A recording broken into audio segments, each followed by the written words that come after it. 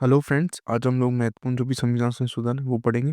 उसमें जो इम्पोर्टेंट अपने को कॉन्स्टिट्यूशन अमेंडमेंट लगते हैं उनको फटाफट देख लेंगे, जिनका कौन सा कॉन्स्टिट्यूशन अमेंडमेंट था, वो कौन सी ईयर में आया और किस आर्टिकल से या किस चीज़ से संबंधित है देखेंगे अपन। ठीक है, स्टार्ट करते हैं। फर्स्ट कॉन्स्टिट्यूशन अमेंडमेंट जो आया था 1951 को, वो आर्टिकल 31A और 31B और नाइन्थ अनुसूची है वो जोड़ी गई इसके अनुसार। इसके द्वारा 31A 31B और जो नाइन्थ शेड्यूल थी वो जोड़ी गई। फिर आया फिफ्थ कॉन्स्टिट्यूशन अमेंडमेंट 1955 में आया। इसमें आर्टिकल 3 था, उसमें लिखा हुआ है कि राष्ट्रपति समय सीमा निर्धारित करेगा। जब भी कोई बिल आएगा आर्टिकल 3 में, जो नए नए उसका राज्य का गठन का सीमा का उनका, तो वो जब जैसी राष्ट्रपति के पास राष्ट्रपति जैसी उसको राज्य विधानसभा में भेजेगा, तो वो कितना टाइम लेंगे वो समय सीमा कौन निर्धारित करेगा? राष्ट्रपति करेगा। सेवन कॉन्स्टिट्यूशन अमेंडमेंट 1956, जिसमें ABCD चार प्रकार के पहले राज्य थे, उनको वर्गीकरण को रद्द कर दिया गया, दो प्रकार के राज्य बना दिए, एक राज्य और यूटी। एट कॉन्स्टिट्यूशन अमेंडमेंट 1916, अनुच्छेद 334 में संशोधन किया गया। नाइन्थ कॉन्स्टिट्यूशन अमेंडमेंट 1960, बेरूवाड़ी केस हुआ था और इसके द्वारा बेरूवाड़ी को दिया गया था पाकिस्तान को। टेंथ कॉन्स्टिट्यूशन अमेंडमेंट 1961, दादर व नागर हवेली को भारत में शामिल कर उनको यूटी बना दिया गया। ट्वेल्थ कॉन्स्टिट्यूशन अमेंडमेंट जो 20 दिसंबर 1961 को हुआ था, गोवा, दमन व दीप और केंद्र शासित प्रदेश के रूप में शामिल कर दिया गया। ठीक है। 14th कॉन्स्टिट्यूशन अमेंडमेंट 1962, पुडुचेरी केंद्र शासित प्रदेश बनाया गया। 15th कॉन्स्टिट्यूशन अमेंडमेंट 1963, उसमें जो अ, उच्च को न्यायालय के जज है उसकी जो सेवानिवृत्ति है ना, उसको 60 से 62 कर दी गई। ठीक है, 60 ईयर से 62 ईयर कर दी गई। उसके बाद बात करते हैं हम लोग 21 कॉन्स्टिट्यूशन अमेंडमेंट 1961, जिसमें सिंधी भाषा को 8वीं अनुसूची में 15वीं भाषा के रूप में शामिल किया गया। और उसके बाद 22 कॉन्स्टिट्यूशन अमेंडमेंट आता है 1969 में, जिसमें असम में स्वायत्त राज्य बनाया गया। असम से अलग होकर मेघालय नया राज्य बना। तो असम में स्वायत्त राज्य मेघालय था, उसको अलग करके राज्य बनाया गया। पहले मेघालय में, असम मेघालय में था। उसके बाद 24 कॉन्स्टिट्यूशन अमेंडमेंट है 1971, संसद को मौलिक अधिकारों में कम करने में सक्षम बनाना। कभी संसद एवं मौलिक अधिकारों को कम कर सकती है। 25th कॉन्स्टिट्यूशन अमेंडमेंट आया 1971, केशवन भारती केस इसके ऊपर था। 26 कॉन्स्टिट्यूशन अमेंडमेंट 1971 में प्रीवी पर्स की समाप्ति कर दी गई। जो राजा महाराजाओं को प्रीवी वर्ष मिलते थे उनको समाप्त कर दिया गया। 31st कॉन्स्टिट्यूशन अमेंडमेंट 1973, लोकसभा के सदस्यों की संख्या को बढ़ाकर 525 से 545 कर दिया गया। 31 कॉन्स्टिट्यूशन अमेंडमेंट 1971 से।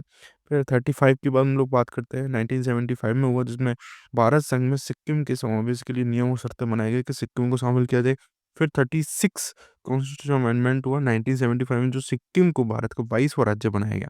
उसके बाद 41 कॉन्स्टिट्यूशन अमेंडमेंट हुआ, जिसमें 1976 में, जिसमें लोक सेवा आयोग एवं संयुक्त लोक सेवा आयोग के अध्यक्षों और सदस्यों की सेवानिवृत्ति की जो आयु है उसको 60 से बढ़ाकर 62 कर दिया गया। तो हम लोगों ने अभी पढ़ा 31st में तो इनकी संख्या बढ़ाई गई लोकसभा में। उसके बाद 15वें कॉन्स्टिट्यूशन अमेंडमेंट में जो हाई कोर्ट के जज थे उनकी 60 से 62 कर दी गई आयु।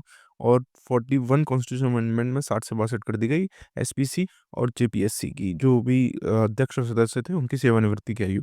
फिर 42 कॉन्स्टिट्यूशन अमेंडमेंट 1976, संविधान की जो प्रस्तावना है उसमें समाजवादी, पंथनिरपेक्षता, एकता और अखंडता शब्द है। एवं 10 मौलिक कर्तव्यों को अनुच्छेद 51A भाग 4 के इस अंतर्गत जोड़ा गया। ठीक है, इनको प्रस्तावना में जोड़ा गया, समाजवादी, पंथनिरपेक्षता और एकता और अखंडता को, और 10 मौलिक कर्तव्यों को अनुच्छेद 51A में जोड़ा गया। फिर 43 कॉन्स्टिट्यूशन अमेंडमेंट 1978, स्वतंत्रता विरोधी संशोधनों को निरस्त कर दिया गया। फिर 44 कॉन्स्टिट्यूशन अमेंडमेंट 1978, संपत्ति के अधिकार को मौलिक अधिकारों से हटाकर विधिक कानून बनाया गया। और इससे में आर्टिकल 300A में जोड़ा गया। जो 300A बनाया गया उसमें जो भी पहले संपत्ति का अधिकार मौलिक अधिकार था उसको हटा के उसमें लगाया गया। उसके बाद 52 कॉन्स्टिट्यूशन अमेंडमेंट आता है 1985 में, जिसमें जो दल बदल विरोधी संबंधी प्रावधान बनाया गया और उसके अंतर्गत 10वीं अनुसूची जोड़ी गई। फिर 61 कॉन्स्टिट्यूशन अमेंडमेंट हुआ 1989 में, जिसमें आर्टिकल 326 मताधिकार के लिए उम्र 21 से ईयर से घटाकर 18 वर्ष कर दी गई। उसका 69 कॉन्स्टिट्यूशनल अमेंडमेंट हुआ 1992, जिसमें दिल्ली संघ राज्य क्षेत्र के लिए विधानसभा और मंत्रिपरिषद का उपबंध किया गया। इसमें विधानसभा भी होगी और उसकी विधानसभा होगी तो मंत्रिपरिषद भी होगा। उसके बाद 71 कॉन्स्टिट्यूशन अमेंडमेंट होता है 1992 को, जिसमें 8वीं अनुसूची में कोंकणी, मणिपुरी, नेपाली 3 भाषाओं को जोड़ा गया।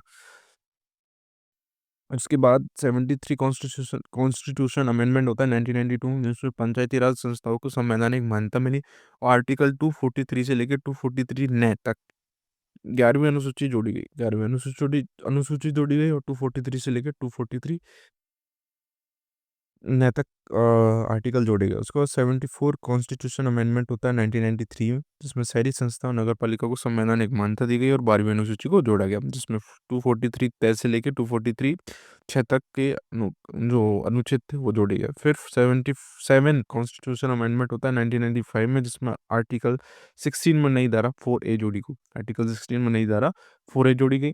फिर 18 कॉन्स्टिट्यूशन अमेंडमेंट होता है 2000 में, जिसमें अनुच्छेद 270 में निगम कर को ऐड किया गया, निगम कर को जोड़ा गया या उसको परिभाषित किया गया। उसके बाद 81 कॉन्स्टिट्यूशन अमेंडमेंट होता है 2000 में, जिसमें अनुच्छेद 16 में नई धारा 4B जोड़ी गई। तो 77 में नई धारा आर्टिकल 16 में 4A जोड़ी गई थी, 4B जोड़ी गई 81 कॉन्स्टिट्यूशन अमेंडमेंट 2000 में।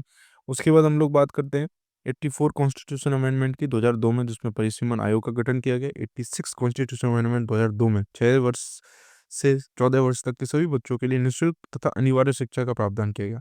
फिर 89 कॉन्स्टिट्यूशन अमेंडमेंट 2003 की बात करें तो अनुसूचित जनजातियों के लिए राष्ट्रीय आयोग NCST का गठन किया गया।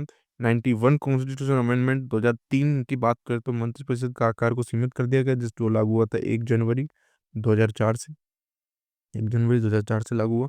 उसके बाद 92 कॉन्स्टिट्यूशन अमेंडमेंट 2003 की बात करें तो बोडो, डोंगरी, मैथिली और संताली भाषाओं को 8वीं अनुसूची में जोड़ा गया और आई थिंक ये 22 भाषा होगी। उसके बाद 15 3 18 4 22 यस।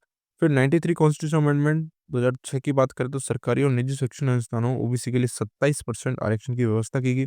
96 कॉन्स्टिट्यूशन अमेंडमेंट 2011 में 8वीं अनुसूची को में उड़िया भाषा को ओडिया भाषा किया, उसका नाम चेंज किया गया। फिर 97 कॉन्स्टिट्यूशन अमेंडमेंट हुआ 2012 में, जिसमें सहकारी संस्थाओं को संवैधानिक मान्यता दी गई। फिर 99 कॉन्स्टिट्यूशन अमेंडमेंट हुआ 2015 में, जिसमें जो कि राष्ट्रीय न्यायिक नियुक्ति आयोग का गठन किया गया, NJAC का गठन किया गया। उसके बाद 100 कॉन्स्टिट्यूशन अमेंडमेंट होता है 2015 में, जिसमें भारत और बांग्लादेश के बीच भूमि विवाद था, उस समझौते को सुलझाया गया और एन्क्लेव का आदान प्रदान किया गया। फिर 101 की बात करते हैं 2016 में हुआ, वस्तु सेवा कर GST को शामिल किया गया, जो 1 जुलाई 2017 से लागू हुआ था। उसके बाद 102 कॉन्स्टिट्यूशन अमेंडमेंट देखते हैं, जिसमें पिछड़ा वर्ग के लिए राष्ट्रीय आयोग NCVC आर्टिकल 338B जोड़ा गया 102 के साथ। 103 कॉन्स्टिट्यूशन अमेंडमेंट 2019 में हुआ, जिसमें आर्थिक कमजोर वर्ग EWS को 10% रिजर्वेशन दिया गया। 104 कॉन्स्टिट्यूशन अमेंडमेंट हुआ 2020 में, जिसमें लोकसभा और राज्य विधानसभाओं में एंग्लो इंडियन की सीटों का आरक्षण समाप्त कर दिया गया और SC ST की जो सीट है उनको बढ़ा दिया गया आगे 10 साल के लिए 331 नीचे। उसके बाद 105वां संविधान संशोधन की बात करते हैं तो वो 2021 में हुआ। राज्य सूची और पिछड़े वर्गों की पहचान करने और उन्हें अधिकृत करने के लिए राज्यों की शक्ति को संरक्षित किया गया कि राज्य ही OBC में जो भी उनकी पहचान करेंगे, उनको अधिसूचित करेंगे, वो राज्य की ही शक्ति है, इसके अंदर की शक्ति नहीं है। फिर इसको 106 वाला संविधान संशोधन हुआ 2023 में, महिलाओं को 1/3 आरक्षण दे दिया गया 28 सितंबर 2023 को और ये महिलाओं का आरक्षण संबंधित अधिनियम ये पास हुआ। ये पॉलिटिक्स में है। इसमें लोकसभा, राज्य विधानसभा और राज्य राजधानी क्षेत्र दिल्ली की विधानसभाओं में महिलाओं के लिए 1/3 सीटें आरक्षित करता है, जिसमें अनुसूचित जातियों और अनुसूचित जनजातियों SC और ST के लिए आरक्षित सीटें भी शामिल हैं। यह आरक्षण अधिनियम के लागू होने के बाद जनगणना के प्रकाशन के बाद प्रभावी होगा और 15 वर्ष की अवधि तक लागू रहेगा, जिसका संभावित संसदीय कार्यवाही द्वारा निर्धारित किया जा सकता है। तो ये हम लोगों के इम्पोर्टेंट हम लोगों ने संविधान संशोधन देखे थे, इनको वापस से देख लेना तो आपको कौन सा है, क्या है, उसमें क्या चीज़ें, क्योंकि मेजरली जब अपन पूरी पॉलिटी पढ़ते हैं और तो अच्छे से याद तो होते हैं अंदर से, बट प्रॉब्लम ये होती है कि कौन सा कब है, कौन से नंबर का है, कौन सा डेट क्या है उसकी, ईयर क्या है और उसमें है क्या, ये चीज़ें अपने को थोड़ा वो करती है कि ये इसमें है कि ये इसमें, बाकी अंदर का कंटेंट अपने को याद रहता है। इसलिए शॉर्ट एंड स्वीट बनाई गई कि भाई आप उधर देखो फटाफट, थोड़ी सी भी लाइन समझ में आए तो आप डायरेक्ट लिंक करो, अच्छा ये 104 था 102 था। ठीक है, थैंक यू फॉर वॉचिंग।